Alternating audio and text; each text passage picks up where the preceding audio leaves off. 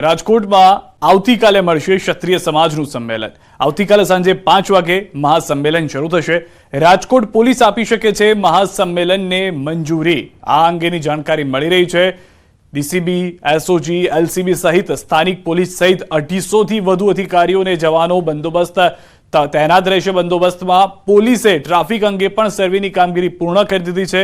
મંજૂરીની પ્રક્રિયા મોટા ભાગે પૂર્ણ થવા આવી હોવાની માહિતી મળી રહી છે। આવતીકાલે રતનપર ગામમાં ખુલ્લા ખેતરમાં આ સંમેલન મળી રહ્યું છે, જેમાં સ્ટેજ પણ બનાવવામાં આવી રહ્યો છે। અંદાજે મોટી સંખ્યામાં ક્ષત્રિયો પહોંચે તેવી જાણકારી મળી રહી છે, જેને લઈને આ તૈયારીઓ કરવામાં આવી છે। તૈયારીઓને આખરી ઓપ આપી દેવામાં આવ્યો છે। પોલીસે તેની તૈયારી કરી લીધી છે।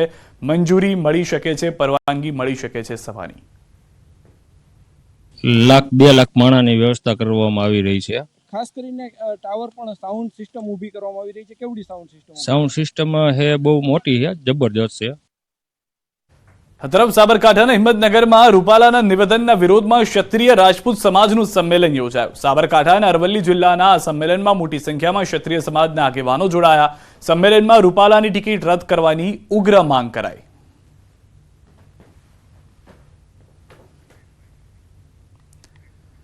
લોકસભાની ચૂંટણીને લઈને પ્રચારનો ધમધમાટ ચાલી રહ્યો છે। પોરબંદરના ભાજપના ઉમેદવાર મનસુખ માંડવિયાએ જૂનાગઢના કેશોદ જિલ્લાના ગ્રામ્ય વિસ્તારોમાં પ્રચાર કર્યો હતો। ગ્રામજનોએ મનસુખ માંડવિયાનું ભવ્ય સ્વાગત કર્યું હતું।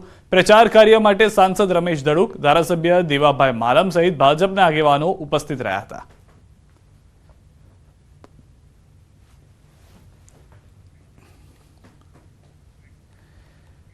રાજ્યમાં ત્રીજા ફેઝમાં લોકસભા ચૂંટણી યોજાવા જઈ રહી છે, ત્યારે કોંગ્રેસના ઉમેદવારો 15 એપ્રિલથી ફોર્મ ભરવાની શરૂઆત કરી શકે છે। કોંગ્રેસ ઉમેદવારો શક્તિ પ્રદર્શન સાથે જિલ્લા સેન્ટર પર ફોર્મ ભરશે। 15 એપ્રિલે બનાસકાંઠા, સુરેન્દ્રનગર, જામનગર અને બારડોલીના ઉમેદવારો ફોર્મ ભરશે, જ્યારે 16 એપ્રિલે કચ્છ, સાબરકાંઠા, ગાંધીનગર, અમદાવાદ પશ્ચિમ, અમરેલી, છોટાઉદેપુર, વલસાડ, પંચમહાલ અને પોરબંદરના ઉમેદવારો ફોર્મ ભરશે, જ્યારે 18 એપ્રિલે પાટણ, જૂનાગઢ, આણંદ, ખેડા, દાહોદ, વડોદરા અને સુરતના ઉમેદવાર ફોર્મ ભરશે। ફોર્મ ભરતા સમયે પ્રદેશના નેતાઓ પણ સેન્ટર પર ઉપસ્થિત રહેશે। મુકુલ વાસનિક, શક્તિસિંહ ગોહિલ, જગદીશ ઠાકોર, પરેશ દાનાણી સહિતના આગેવાનો ઉમેદવારો સાથે હાજર રહીને કાર્યકરોનો ઉત્સાહ વધારશે। શક્તિસિંહજી ગોહિલ જે અમારા પ્રદેશ અધ્યક્ષ છે, મુકુલ વાસનિકજી અમારા પ્રભારી મહામંત્રી છે સંગઠનના, માનનીય ભરતસિંહજી સોલંકી, માનનીય સિદ્ધાર્થભાઈ પટેલ, માનનીય જગદીશભાઈ ઠાકોર સહિતના વરિષ્ઠ આગેવાનો પણ જુદી જુદી જગ્યાએ વિવિધ લોકસભા ક્ષેત્રમાં ઉમેદવારી પત્ર જ્યારે કોંગ્રેસ પક્ષના ઉમેદવારો ભરશે ત્યારે તેમની સાથે ઉપસ્થિત રેલીને સંબોધન પણ કરશે। લોકસભાની ચૂંટણીનો જંગ જીતવા ઉમેદવારો પ્રચાર મેદાનમાં ઉતરી ગયા છે, ત્યારે દાહોદ લોકસભા બેઠકના ભાજપ ઉમેદવાર જશવંતસિંહ ભાભોરે જાલોદ શહેરના પ્રભુતા પાર્ટી પ્લોટ ખાતે જનસંપર્ક કાર્યક્રમ યોજ્યો હતો।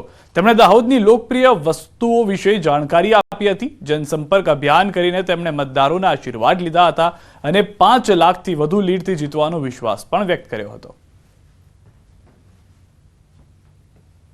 સરકારના ગોટા ખાય તો ઝાલોદ યાદ આવે કે ઝાલોદનો માલ છે ને વસંત મસાલાવાળા બોલે ને ત્યારે મહેશભાઈ ગાંધીનગર તાળી પાડો વસંત મસાલા એટલે સરકારમાં મારું મહેશભાઈનું ગોઠવાઈ ગયું હમણાં એનું મારું ચવાણું બધું જોરદાર લાગે, એવી બનાવટ કોઈ થતી નહીં।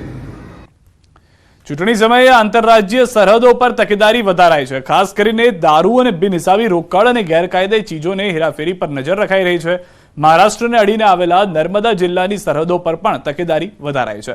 જિલ્લાની 5 ચેકપોસ્ટ ઊભી કરાઈ છે। એટલું જ નહીં, મહારાષ્ટ્ર અને ગુજરાતની બોર્ડરો અલગ અલગ બનાવવામાં આવી છે અને આંતરરાજ્ય સરહદ પર સઘન ચેકિંગ શરૂ કરાયું છે।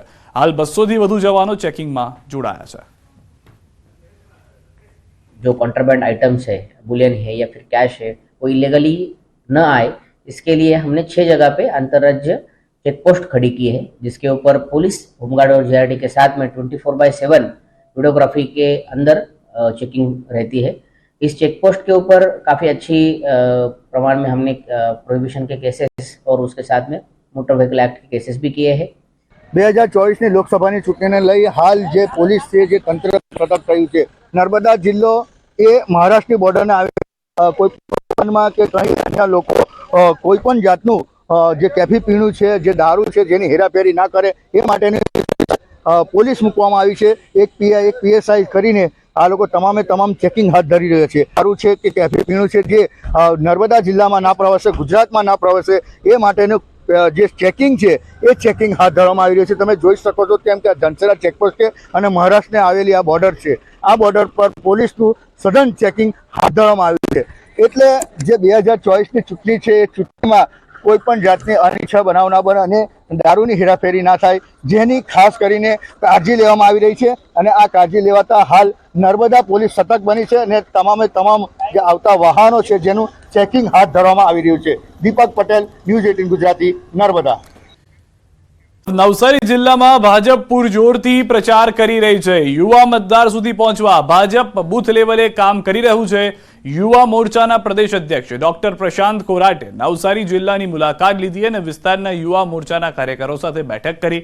ચૂંટણીમાં સૌથી વધુ મતદાન કરાવવા અને પાટીલની જંગી લીડથી જીત માટે રણનીતિ ઘડી કાઢી.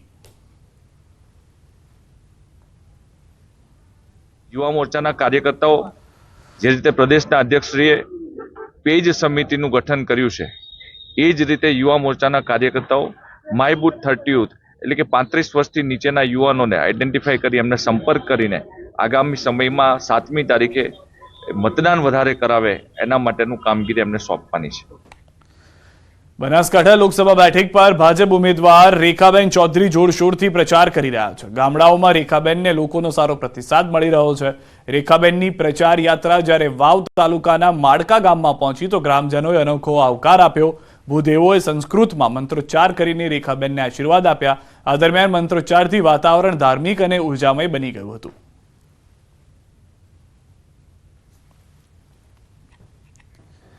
રાજકોટમાં ક્ષત્રિય કાઠી સમાજના આગેવાનોએ પ્રેસ કોન્ફરન્સ કરી રૂપાલાના નિવેદન સામે વિરોધ યથાવત હોવાનું એલાન કર્યું.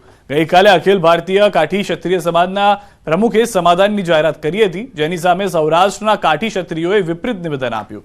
રાજકોટમાં સાવરકુંડલા સ્ટેટના પ્રતાપભાઈ ખુમાણ, અડતાળા સ્ટેટના જીતેન્દ્રવાળા, સનાળા સ્ટેટના વિરેન્દ્રવાળા, સૂર્યપ્રતાપગઢ સ્ટેટ પ્રકાશવાળા સહિત સૌરાષ્ટ્રના કાઠી ક્ષત્રિય આગેવાનોની બેઠક મળી, જેમાં શુક્રવારે કમલમમાંથી કરાયેલી જાહેરાતને અર્ધ સત્ય ગણાવવામાં આવી છે.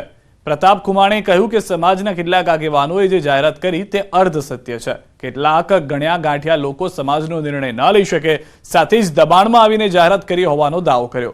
સમાજના આગેવાનો સાથે કોઈ મતભેદ ન હોવાની પણ વાત સ્પષ્ટ કરી. તો ભરતવાળાએ પણ જ્યાં સુધી રૂપાલાની ટિકિટ રદ ન કરાય ત્યાં સુધી વિરોધ યથાવત હોવાનું નિવેદન આપ્યું. એ અમારા આગેવાનો જ છે, એ અમારા માનનીય બધા વડીલો જ છે, એનો પણ વિરોધ નથી. અમારામાં એમાં ને બેમાં ફૂટપાટ પાડવાનો કોઈ આશય નથી. માત્ર આશય છે કે જે કહેવામાં આવ્યું એને અર્ધ સત્ય કહેવાય, પૂરું સત્ય નથી.